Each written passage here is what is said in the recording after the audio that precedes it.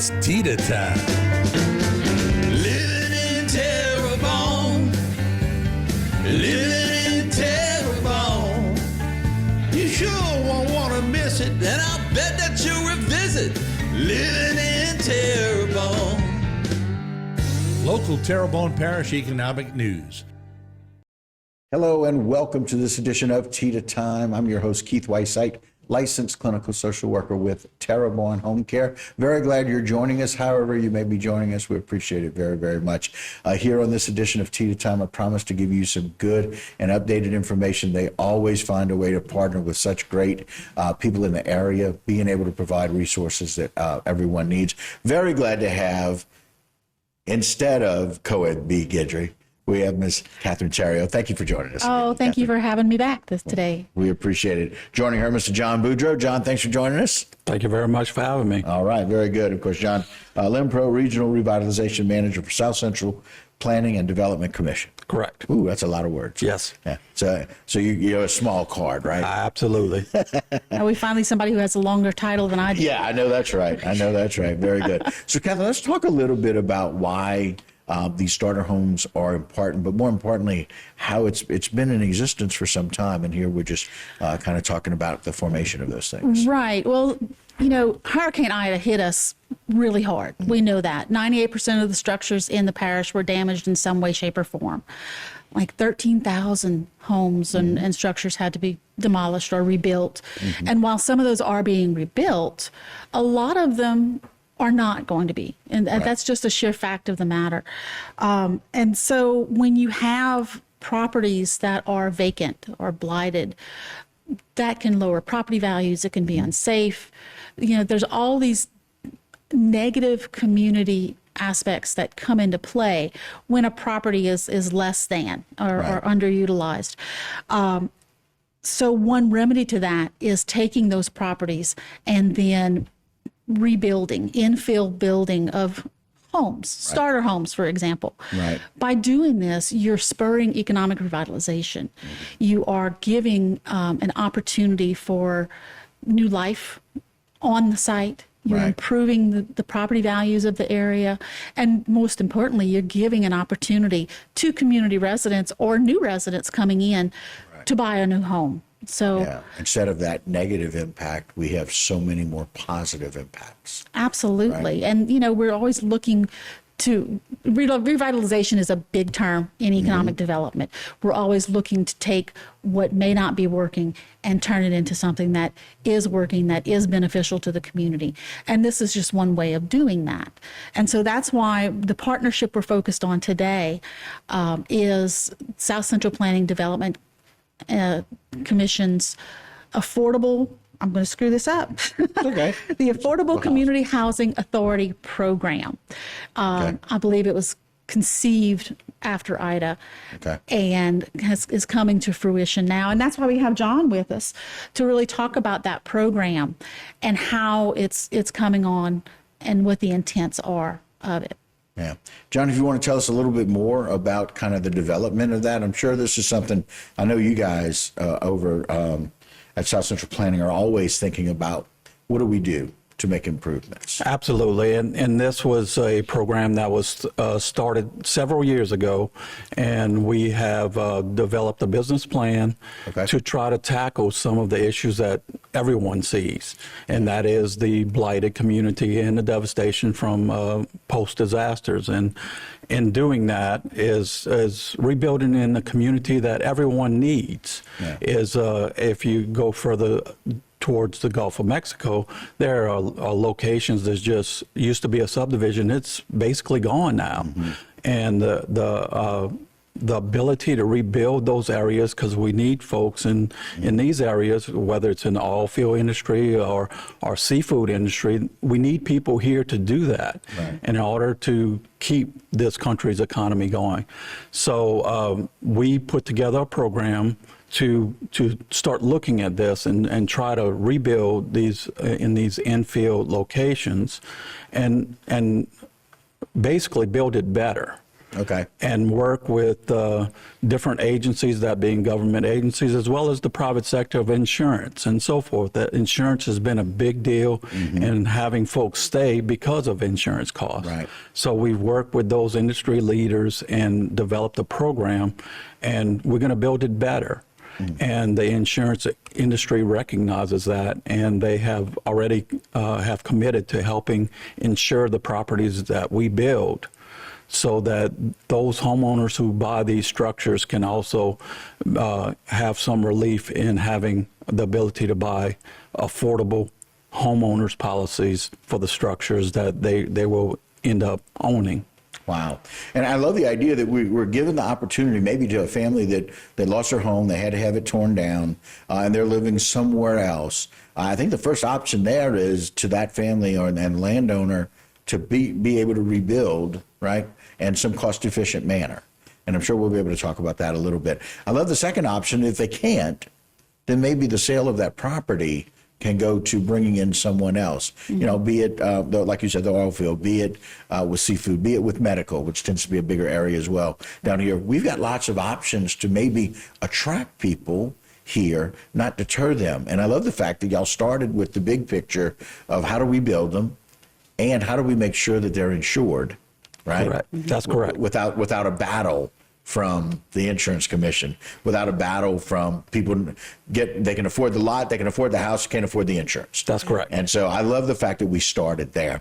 Speaking of starting there, we're done with our first segment. So what we'll do is we're going to take a short break. And so Kathy and John will come back with you guys and talk a lot more about how this process can go and what it looks like in building those structures. All right, guys, they're going to stick around. You do that as well. We'll be right back right here on TEDA Time.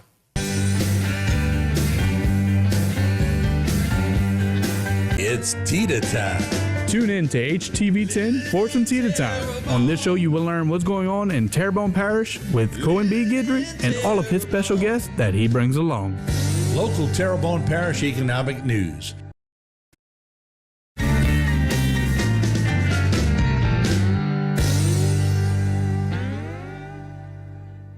Hello and welcome back to this edition of TEDA Time. Again, your host, Keith Whiteside. Thank you so much for joining us. We appreciate it as we have John and Kathy here with us talking about this really neat program. And I'm just going to call it affordable housing, but John, it's a whole lot more than that. I know last segment we were talking about all of the work and effort that went into figuring out how to do this. But you guys have a very strategic plan about these structures and how strong they are. That's correct. So we invested a lot of time in research and so forth to figure out what's the better way to do it. Okay. And so we came up with using steel and roll forming machinery, and we have purchased that equipment. So all of our units that we're going to build, residential units, is going to be built with this machinery, and it is using steel to make our 2x4, 2x6, 2x8. Timber, instead of timber, is going to be steel, and it's basically an erector set. This is advanced technology. This is computerized. Okay. So this machine cut material exactly to size. It also dimples and puts the holes in it to screw it together, as well as the holes needed for your plumbing, electrical, and so forth. Wow. This machine does that. It's highly advanced. Right. And this has been around a while. It's been around for 30, 40 years. And so this is just a better way, much stronger structure, as well as the members, unlike wood that may be twisted or crooked or so forth. Right. When you deal with steel in this form, is perfectly straight. Right. Makes a much better structure and much stronger structure. So we have the equipment now. We are getting ready to start, and we're going to build these residential homes out of steel. Now, you see it quite a bit in the commercial industry, but now we're going to start advancing into the residential market. And here we see a 3-bedroom home that looks like a beach house. Correct. But again, it's got a deck on it. It's got the steps to get up. Walk us through this a little bit in as much as why the design, if you will. So why the design is we're looking at all disasters. Okay. So we know about the hurricanes, but you also have flooding events, storm surge, and so forth. Right. And in order for folks to live in these areas, you have to abide by the National Flood Insurance Program and flood insurance and so forth, is to build a structure or design a structure that we can rebuild, and in an effort to try to save cost, is to rebuild the same structure in different areas of our region, and that is 7 parishes. Right. So we're going to reuse the same plans over and over again to try to reduce costs, and that's the design we came up with, is to, similar to a beach house, is to allow us to elevate structures when they need to be elevated above the base flood elevation and even more, to make sure that these structures will be around a while. Yeah, I want to build that one on my property. It's not here, but that's I mean, that's how attractive that is. That's such a great flow. Here's another option. Is that right? That's correct. So we looking at 2 options, and we'll get our engineer architect to draw 2 different plans. So we have the option of switching from one to the other depending on the circumstance. Okay. But basically, one has a full front porch, and one is half a front porch, has more living area, and the one that has a half front porch. But nevertheless, you have some sort of design and picking a design. Right. There's always the option that we may look at some other options if we go into a slab on grade structure, but to begin and to focus on, we know we have lots of locations, especially the properties that we're looking at in the different parishes that are typically in flood zones. So the options of how high it has to be, we can design it to do that. Wow. Very cool. I mean, that's really, really neat. In fact, Jason, go back to the second picture. I think that's a 4-bedroom, if I'm not mistaken. That is, and we wow. And naturally that we could do bigger if necessary, but in our initial start, we're trying to stay into the starter home, if you want to call it that. Yes, gotcha. And somewhere in between 12 to 1,500 square feet as a starter home. Yeah. So these are plans for that. We can always go bigger. We know that, but we're trying to meet the needs of what we see in the communities as having these types of structures. We know we have the 3,000 square foot structures being built by private contractors, and we're not looking to compete with those folks. Right. We're just trying to sustain our community, and these smaller homes are just not part of the market in the private industry, and that's why we want to approach it from a government standpoint and try to put these units in and give spots for people to live in. Wow. And again, trying to do it as cost efficiently as possible. And again, making those decisions on the front end about how to, and it's much like what we talk about with TEDA all the time. They find ways to partner with people to provide the resources that maybe some people couldn't get. Some things that people really couldn't use. You guys are trying to do that through government programming to help with that. That's absolutely right. Yeah, and so I appreciate that. I changed my mind on one option too. Right. But again, that is such a comfortable living environment. Like both of those starter homes are very comfortable. Mm-hmm. You know, I mean, both of those are both very warm and friendly. Like I could see myself and my family living there. I somewhat agree, and that there's some other options that we're having to deal with. One of the things that we're concerned about is the elderly. Yes. Is making it that high off the ground is how do you deal with that? So we're trying to figure those sections out. Okay. And elevator option, dumb waiters, and whatever it may be, right? And try to also assist those folks. Okay, I like it. I appreciate that. Great shots, great options for that. When we come back, we'll talk a little bit more about how we put this plan into focus and how the community can be involved in that. So we'll take another short break. Guys, they're going to do that. Take a break with us. We'll be right back right here on TEDA Time.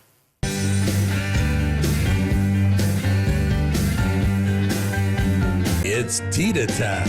Tune in to HTV10 for some TEDA Time. On this show, you will learn what's going on in Terrebonne Parish with Cohen B. Guidry and all of his special guests that he brings along.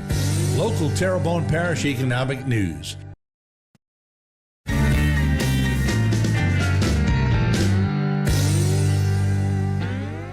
Hello and welcome back to this edition of TEDA Time. Again, your host, Keith Whiteside. Very glad to be joined by Kathy and John talking about this incredible program that you guys have spent so much time and energy really trying to find cost-efficient homes for people that have properties that we can do this on. And John, as you mentioned, there's a couple of lots that already this is going to start working with, right? Yeah, so we have two lots that have been donated by Terrebonne Parish to us, and these lots are actually located behind Lisa Park School on Westview Street. So we hope to get started in the next 2 months in putting those two units together.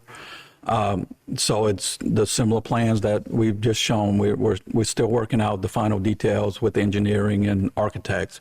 But we're going to start building those two homes very soon, and those are going to be the ones to be the show homes where folks can actually see what this is all about. So as far as us moving forward, we have 6 other parishes besides Terrebonne that we is all part of our commission, is looking for properties throughout the region to actually start off this program. We plan to build 2 in each parish that we represent to share what this project is all about. We believe it's going to expand into much more throughout the area and try to tackle the issue of blight as well as infill housing for low-income individuals.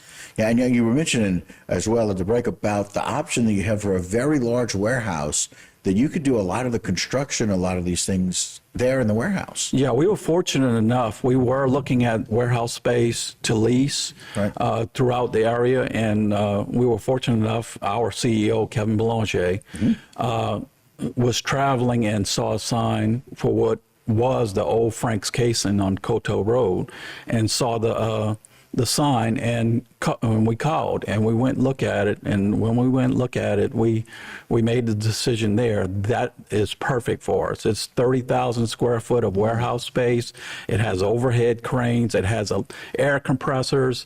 It was the best thing, and we made the offer, and we purchased that facility. So we have plenty of space to actually not only run our machinery, but actually assemble wall panels and truss systems inside of a warehouse setting, and then bring it out to site and put it up. Yeah, which is so very unique, and it cuts the cost of those things, of all the labor costs or the expanded labor costs. Absolutely, and as we have weather today, it gives us the option to move inside to do things, and when it's nice weather outside, is to go do the work outside, be much more efficient by following the weather and not get rained out on days when you have to work out in the field.